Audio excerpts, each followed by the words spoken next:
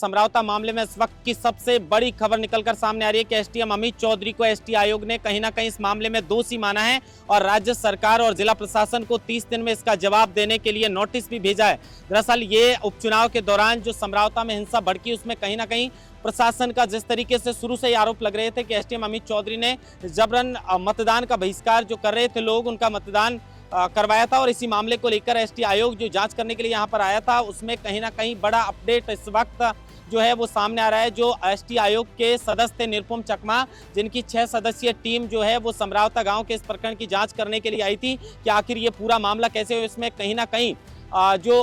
अमित चौधरी है और उसको और जिला प्रशासन को कहीं ना कहीं इस मामले में दोषी माना है और जिस तरीके से महिलाओं को, बच्चों को और बुजुर्गों को घरों में घुस कर मारने का काम जो है वो प्रशासन की ओर से किया गया था, उसमें एसटी आयोग ने अपनी 23 पन्नों की रिपोर्ट हाल ही में सौंपी है और इसमें कहीं ना कहीं एसडीएम अमित चौधरी जो है उनको दोषी माना जा रहा है। जिस तरीके से ये प्रकरण हुआ उसमें एसटी आयोग की ओर से कहा गया है कि जब मतदान की पेटियां जो है वो स्ट्रांग रूम तक पहुंच चुकी थी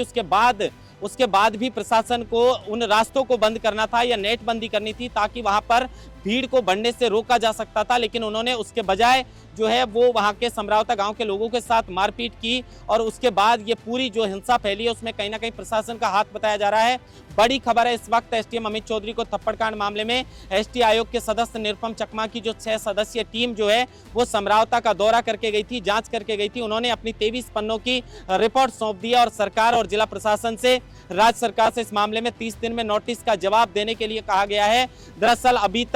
अभी तक ये माना जा रहा था कि ये पूरा मामला जो है इसमें कहीं ना कहीं नरेश मीणा और समरावता के जो लोग हैं वो दोषी हैं, लेकिन अब एसटी आयोग ने जो है वो एसडीएम अमित चौधरी को इस पूरे प्रकरण में लेकर कहीं ना कहीं दोषी माना है और समरावता गांव के लोगों का जो नुकसान हुआ है उसको लेकर मुआवजा देने की मांग भी एसटी आयोग की ओर से की गई है। बड़ी खबर है कि समरावता गाँव में ये पूरा जो मामला है उसमें एसडीएम अमित चौधरी पर शुरू से ही लोग जो है वो आरोप लगा रहे थे कि जो महिला आंगनवाड़ी कार्यकर्ता है उसको जबरन मतदान करवाया और उसके बाद ये पूरा मामला भड़का था। लेकिन उसके बाद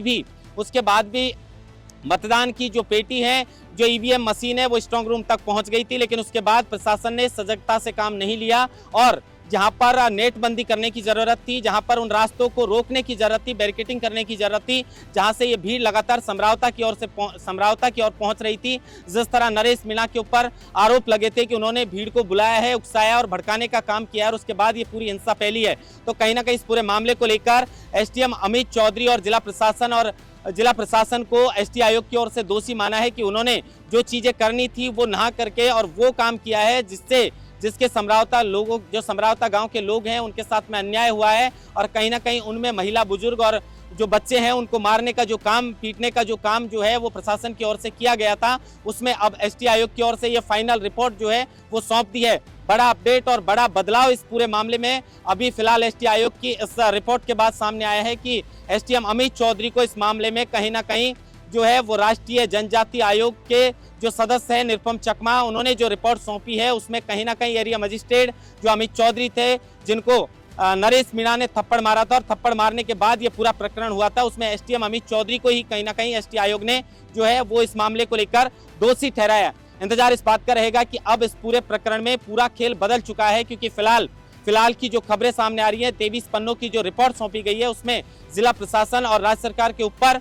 और एसडीएम अमित चौधरी को कहीं ना कहीं इस मामले में जो है वो दोषी माना है और 30 दिन का समय भी दिया गया है कि नोटिस का जवाब दिया जाए कि आखिर उस वक्त नेट बंद करने की जरूरत थी, उस वक्त रास्ते में बैरिकेडिंग करने की जरूरत थी और जो ईवीएम मशीनें हैं वो ईवीएम मशीनें मतदान केंद्र से स्ट्रांग रूम तक पहुंच चुकी थी, तो उसके बाद आखिर क्यों गांव वालों के साथ इस तरीके की पुलिस ने बर्बरता दिखाने का काम किया है। अब इंतजार इस बात का है कि 30 दिन में राज्य सरकार और जिला प्रशासन इस मामले को लेकर क्या रिपोर्ट जो है वो एसटी आयोग को सौंपता है। महेंद्र मास्टर, लोकमत हिंदी, जयपुर।